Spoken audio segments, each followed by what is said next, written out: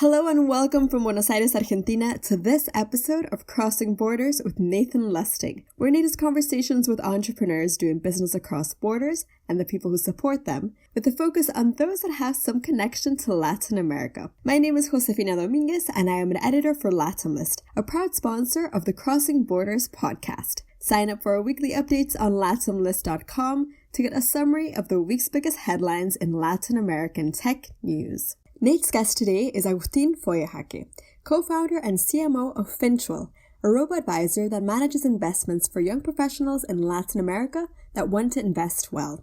They talk about Agustin's major takeaways as a serial entrepreneur, what it was like to reach an exit with QueHambre, and why small exits are great for a budding ecosystem. They also discuss how Agustin's perspective on raising capital has changed and what it was like to have founded the first Chilean company to get into YCombinator. We hope you enjoy this conversation with Agustin Feuerhake.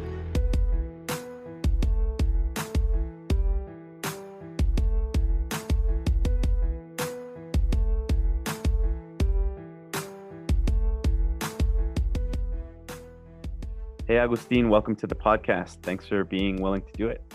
Thank you, Nathan. Where are you in the world today? I'm in Santiago, Chile, currently. And tell me a little bit about Fintual. What are you doing these days? So Fintual is it's a robo-advisor. It falls in the category of, you probably know, Betterment and Wealthfront. So it's a robo-advisor for Latin America. So we are offering simple investment for people here in Chile to start and Mexico just starting. So people maybe will be users of Betterment, Wealthfront in the US. Why is this so important for Latin America? What's the problem in Latin America that you're trying to solve? Yeah, so LATAM is like, in these terms, is like 20 years before the US. Like we have, but and not even that, like we have a very a big problem in the ways you can invest as a retail investor. People are not really educated in terms of investment. So we don't have good solutions for you if you have less than, say, 200K, for instance. You don't have a good way to put your money in a well invested for your future. The current situation is pretty dominated by banks that offer very, very high commission, very high fees. They charge very high fees on their funds. So we saw this back in 2016 when we started. And there was a huge problem because the average fee is like 4% for mutual funds, and this is this. I think it's possible because there's so much ignorance in the market. Like people don't know, they don't even know this funds charge sometimes. So that's the reason we found that there was an opportunity as well. And our service is like not only lower fees, but also simpler service and a digital one. Yeah, it's one of those things where I think, like you said, between the lack of information, the ignorance, and then also the complexity that so many of the local options have, it makes total sense to do something simpler and easier. Yeah. I don't know how we got here. Like it's very complex. All funds are named with strange names that only the industry understands, and normal people with, I don't know, 20K or 100K to invest, they normally like get really lost and ask their executives, and the executives usually give not a very good advice here. There's not even a formal financial advisor formation or ruling in the government is not proposing like a standard way of calling someone a financial advisor.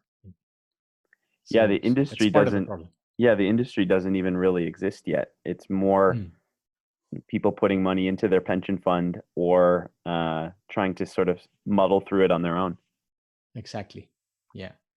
So you've started a lot of different businesses in the past. I think probably if I'm counting up the different businesses that you've started, you're probably the most prolific entrepreneur that has been on the podcast. Did you always know that you wanted to be an entrepreneur? Or was it just something that came up in your career? So when I was like 12 years old, I was already doing little businesses, starting little things. But I didn't really know I wanted to become a businessman in fact. But I was always doing this, trying things and trying to make my friends buy something. And after I came out of the university, I did go to work for a company for like 10 months, and I had the worst time ever there. And I realized I really couldn't have a boss. And probably, I think that I chose a very bad place to work unconsciously, because I wanted to force myself to be independent. And then I started with the like simple things that I could do, and I was in the beginning. I did whatever somebody needed. I was trying to provide a solution. Before you went to work at your first formal job, and you had businesses when you were young, do you remember what you tried to get your friends to buy, or some of the businesses you tried to start when you were young? They were really small things. I didn't have the vision to continue things like for more than a year. I would probably try things really short term, like selling, for instance, CDs, burnt CDs, or even selling juice in the street or things like that. But I And never thought of them as companies. I never thought of these projects as long-term things. and so you worked in a business, didn't like it. How did you decide on the first business to start of, say, your professional career? It was very random. I just started trying to do something that could give me some income, and the first one I created a software for a guy that had this financial business. They were lending money, and he asked me to build a software that basically run all his operations. It was a very tiny firm, and I remember I charged him like $1,000 around that, and worked for like 3 to 4 weeks, and I thought it was a fine deal. I think it was great for him, but and after that, I found my first partner, Jaime Bunsley, who was in a pretty similar situation. He was after 1 year of work, he was like wanting to do something by himself. So we got together and we started doing again like things that would give us some income in short term. And how did that move from doing short-term projects to getting into QueHambre? Yeah, so we quickly got bored of this, like running around in circles and doing services for clients, and we started thinking about different projects, and we had those in a whiteboard, like written down, like a lot of like web pages or services that we could build, and one day we had a conversation with Daniel Undurraga from Corner Shop. And he told us, like, you guys need to focus. You guys need to choose one thing to do. And that's when we started. The first project we did is Vox Sound, which was a music player for Windows. And this was an awful project from that I can see from now. But at the moment, we were very passionate about it, and we spent a lot of time building it. And I think it was our it was where we got our most part of the learning of how not to do things mainly. We locked ourselves to program a lot, and we didn't ask much feedback until we had a very finished version of the product. So and we raised money from friends around, but we paid ourselves a very, very low salary so we could last the longest possible with that money. Those were very nice times in terms of being like with a close group of founders there, working very focused on one single thing. I learned a lot, but the project was really not connected with the reality, with the market. What were some of those lessons you learned? Yeah, for instance, I would say that not reaching out in time was the most clear lesson we got from that. And in fact, after we had we were like paying ourselves like $300 per month, and some of us were starting to build to have a family, and we were almost like deciding to close operations and go back to finding a job, and that's the moment when we thought about the idea of building something that was more closely related to the needs we had, like and it was QueHambre. One of my partners was very shy, and he didn't want to call to ask for food and to order food. And then he told me, like, why don't we do something to enable us to order online? And there was nothing like that back then, at least here in Latam. And when you built that, at the end, you ended up with a nice outcome. And I think I first ran across you and your team from the blog post series that you guys put out after the company got acquired. Talk about that story and why you then decided to write that and share it with the other entrepreneurs. Yeah, well, when we built QueHambre, we were not like very comfortable asking for money. We saw capital raises as asking for money. We had a very wrong view on that. So we did have an initial amount of money to work with, and when it ran out, we didn't think we could like just go out and get some more. And so we left that business in a that was growing pretty good, but we didn't pursue that like strongly after. And we got lucky because people from Europe reached out and told us that they were interested in buying this business. And we had also some luck there, because there were two buyers at the same time, and the business was really little, in fact, but I was able to negotiate there pretty well with these guys, and we got to sell it for around $1 million.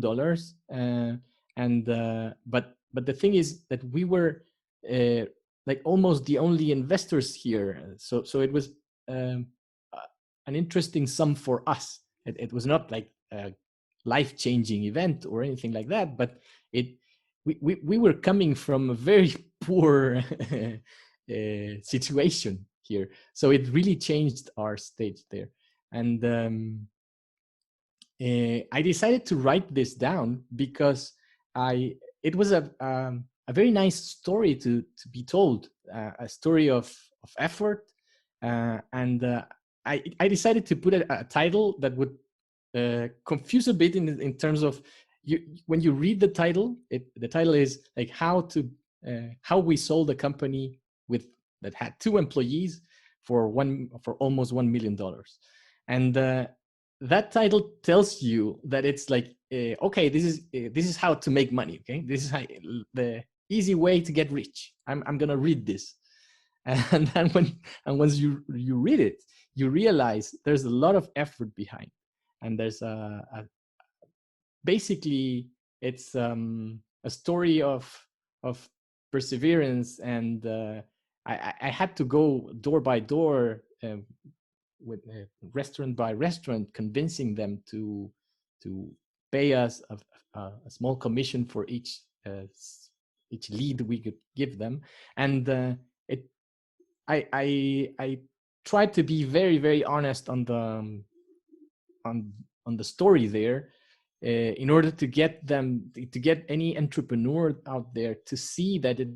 it was indeed possible to reach an exit without any like contacts or things that they don't have. It's just strength and perseverance and work and effort. I really liked that post because it was similar to my first company too, where we had a very small amount of angel investors, and we sold for sort of a similar figure, where we were able to take cash for us when we were in, I think we were 22 or something, or 23, where it's not like a huge sum where it's like, hey, I don't have to work ever again, but it's wow, I can actually get a nice outcome. And I think for Latin America,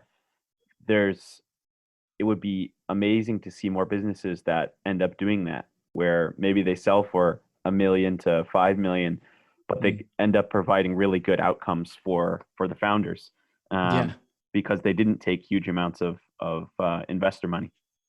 Yeah, exactly. And when you get that sum when you're young and you're still able to continue investing in yourself and in the team, and you can continue building things, I think it's the best kind of exits, because they empower these small teams that have a lot of energy to continue, and then the ecosystem develops after that. So yeah, I agree. Those small exits are great, and I would love to see more of them here in Latam. So concurrently with QueHambre, you started working with Platanus. Talk a little bit about that business and what you do there.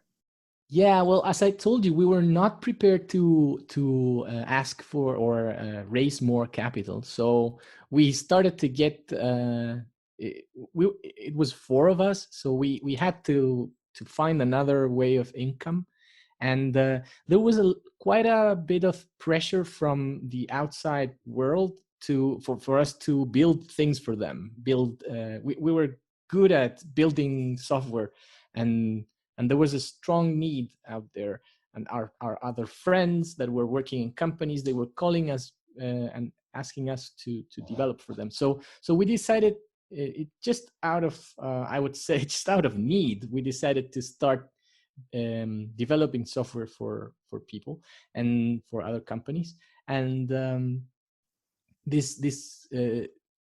we named it Platanus. That was the name of the software firm back then, and we didn't like it at all. Like, it was not a model we wanted to continue, but we were like, I think we did a good job anyway. We were good at we didn't accept any like all clients. We were very picky at that, and that ended up being a very good thing, because we chose clients we thought they would have success afterwards with our software. When you are a software company, you are tempted by many projects that you don't believe in really, and that you have lots of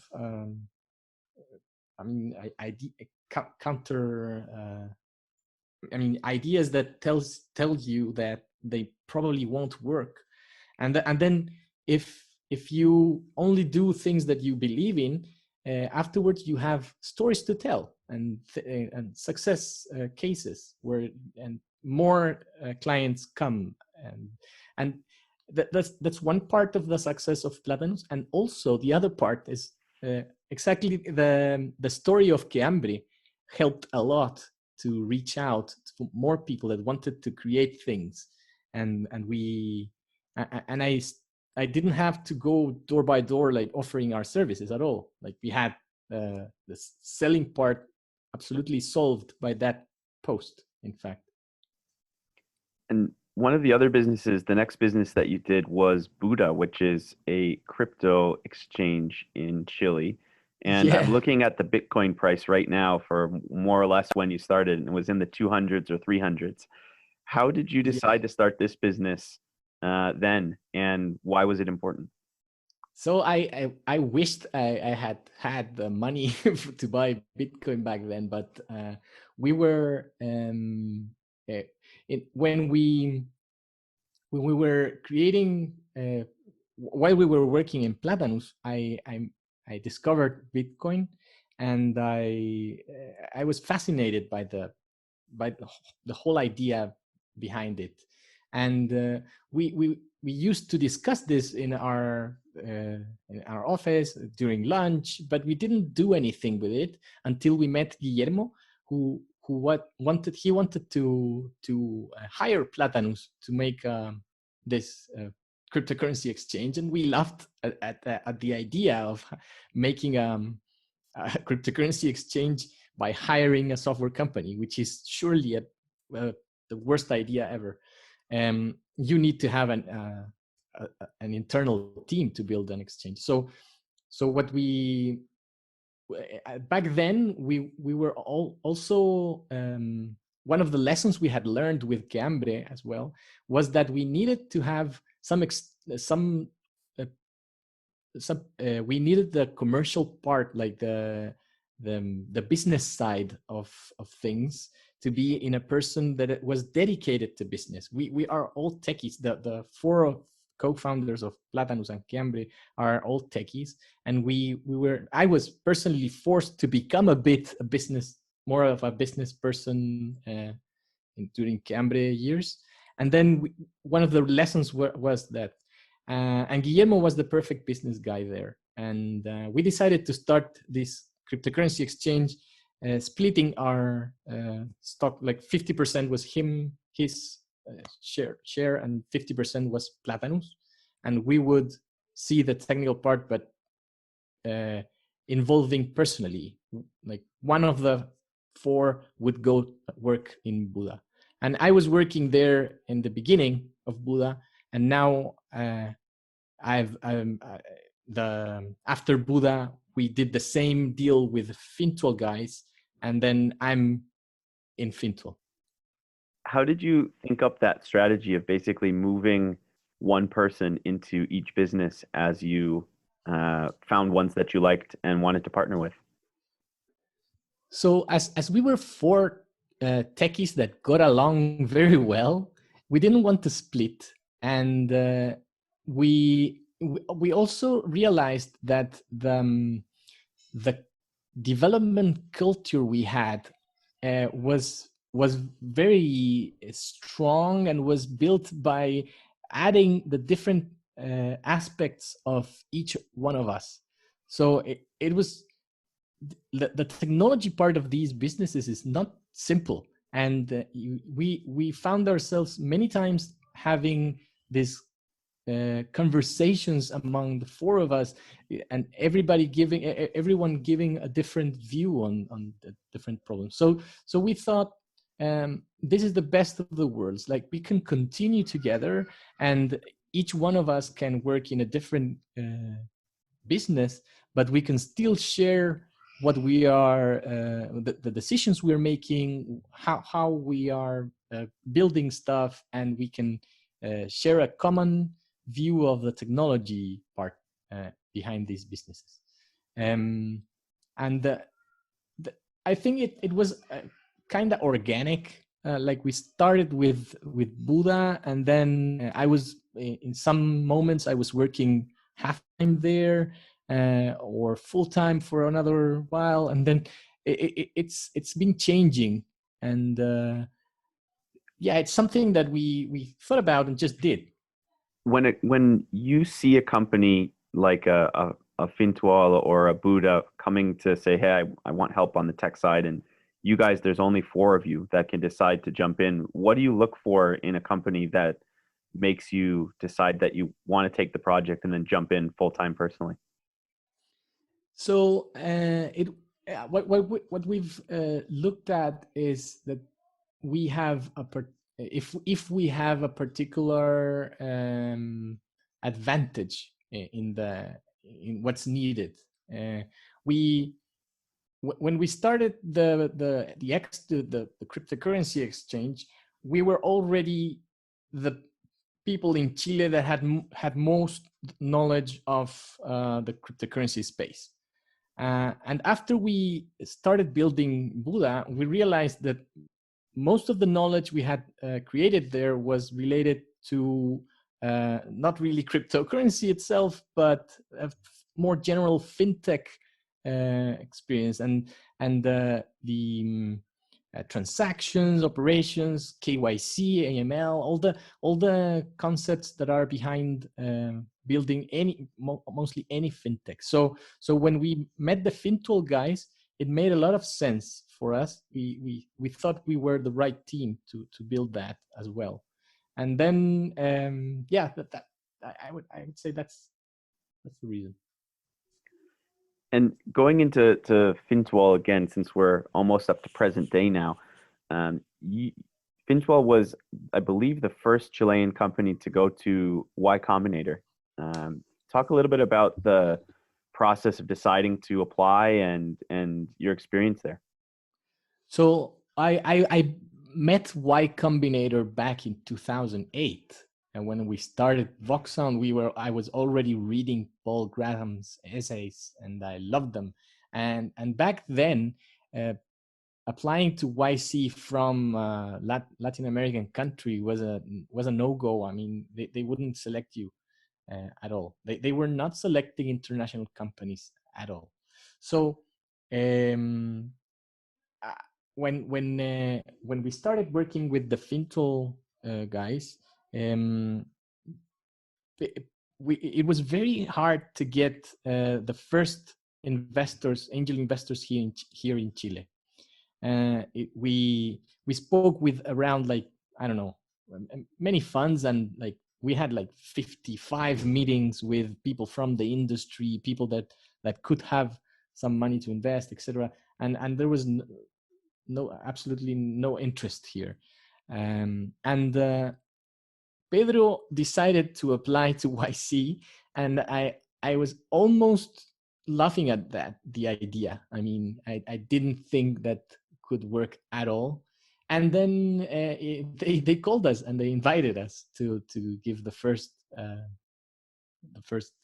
interview, and it was very surprising to me and very exciting as well. So we went there and gave the first interview. We didn't get in the first time. We did all the things that we shouldn't do in that that time, in that travel. We rented bikes. I bought a drone. We were like tourists in San Francisco. It was a very stupid way to. And we rented a Tesla and went to the interview, and of course we didn't practice enough. And when we got there, we gave a very bad interview and we were not selected. And we had another chance afterwards, and that's when we got in. What did you learn during that process? During YC itself, we learned a lot of things. To be honest, we were not the youngest of the batch at all. We were I would say in the older part. So we had there were a lot of things that were more of confirmation more than new learnings. But there was a 20% of the things that we learned there that were more counterintuitive. I would say that things we learned was the way to approach investors was something that we really didn't know before, and was a big learning there. There was also we also had the opportunity to meet some other founders from very important companies like Airbnb or or Coinbase, and we realized these guys were like as human as we are. I mean, we were not that different, and that was a very interesting experience. It's not something that you can learn by reading a book. You must meet someone and shake hands with the founder and understand that you are you're not 1,000 times worse than that person. So that you really have a chance to build a similar company. When you talked about trying to raise money from Chile, and sounds very similar to the corner shop experience. Why do you think that is, and how did you end up raising money? So I think that the ecosystem here is made up by people that have this that don't really understand or need to invest the way VCs need to invest. So we apparently local VCs are still looking for low risk businesses to invest in, and they're not looking for the 10x returns that they should go after. They are also not, because of that probably, they're not evaluating good teams and generally good ideas, but in general, but they are looking into the details, and they are expecting you to tell them, like to show a detailed spreadsheet of how you will spend and how you will earn money. It's a very traditional way to look at businesses. I think that's the most general reason why it's very difficult to raise your seed round here in Chile. If after getting those kind of rejections in Chile, what did you do to raise money? Yeah, we had a couple of angels here that backed our. Yeah, we had a little bit of luck. I had a few contacts with other entrepreneurs that had made other exits before, and that's how we got the first angels. And after YC, things changed dramatically. Not only we learned a lot of how to deal with investors and how to talk to them and what things to show and what things to say, and but also the YC badge makes you look better, and surprisingly, people look at you in a different way once you get through the program. I think that made a whole difference. What advice would you give to other Chilean entrepreneurs or Latin American entrepreneurs that are maybe struggling to raise their first seed round and are needing to raise money? So I would say that you should understand the process of raising money not as asking for something, but as selling something that belongs to you. It's interesting because, I think one mistake that founders make is, like you said, they feel like they're asking for money rather than selling something that they have. And most entrepreneurs are good at selling, or else they probably wouldn't be entrepreneurs at the beginning. And so, flipping that switch from asking and to selling, I think is good advice. If you could go back to when you first started your first business, knowing everything you know today, what advice would you give yourself? Yeah, well, the first business, I was so naive, and I think that back then I should have gone to Silicon Valley as soon as possible. I was my main problem was I didn't have enough money to travel to pay for the plane tickets, and I should have perhaps asked for a loan for that, or I mean, that's something I should have done early. Other things, reaching out a bit more to other founders, other we usually, entrepreneurs are very open to help other entrepreneurs, and I took too much time until I had the courage to reach out to Daniel in this case. I think that's the most, for my personal experience, those are the two things that I would change. Do you have any books, blogs, podcasts, or documentaries you like to recommend to people? Well, currently I'm reading Lifespan from David Sinclair. It's not related to entrepreneurial or business, but it's a pretty interesting audiobook I'm listening to, and I really recommend it because it shows that aging can be seen as a disease, and that perhaps if you take the right medications and time, you can avoid it a little bit longer. It's a strange promise there that we might get to live way longer than our current the current how we currently live. But the other book that was helpful for me in general was one called so it's called Made to Stick. That's a great book. Yeah, I really liked it because it says some not obvious things about how to communicate and how to create your messages, and it's very useful for early founders that need to get the message out.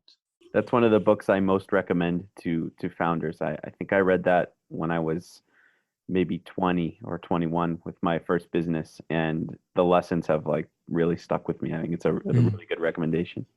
Yeah, and that also led me to read other things like Thinking Fast and Slow or all the behavioral science stuff, and follow a bit that path, and that's very interesting way to understand the human mind and understand how to get messages across. You just did a demo day at Platanus. Talk a little bit about what you're doing there and what's next for your kind of angel investing and helping entrepreneurs.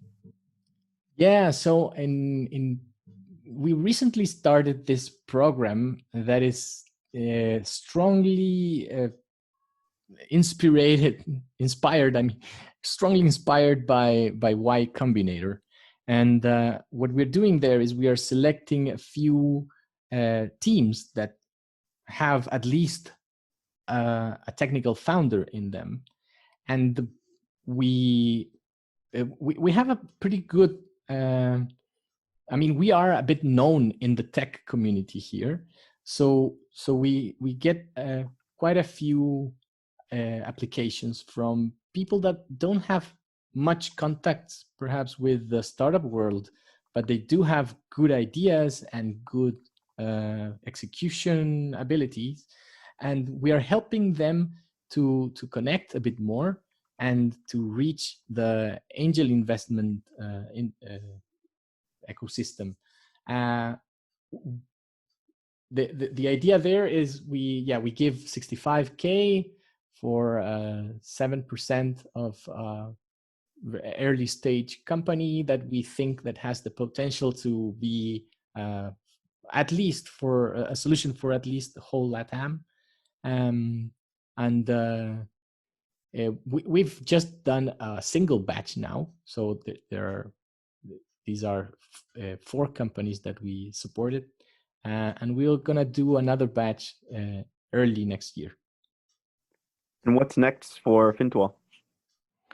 So Fintual is growing very rapidly. We are currently so I made a calculation the other day where we to get the first $1 million of AUM in Fintual back in 2018 was that we took like 2 months to get there, and now our AUM is growing $1 million every day. So we're growing like 20% a month, and the where we're going is we are just opening in Mexico now. We have like 30 clients there.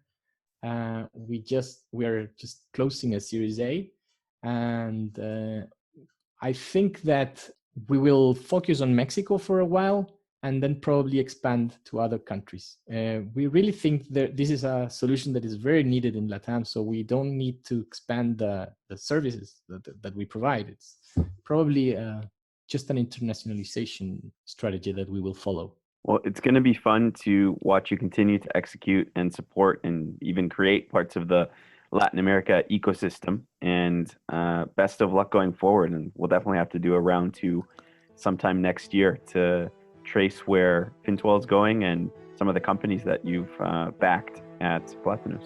Well, thank you so much, Nathan. Yeah, indeed. Thanks again for listening to this episode of Crossing Borders with our guest Agustin Feuerhake. And thank you to Angel Andraca for producing this podcast. If you enjoyed this episode, please share with a friend and give us a rating on iTunes or wherever you listen to podcasts. It's the best way to share what's going on in Latin America's ecosystem.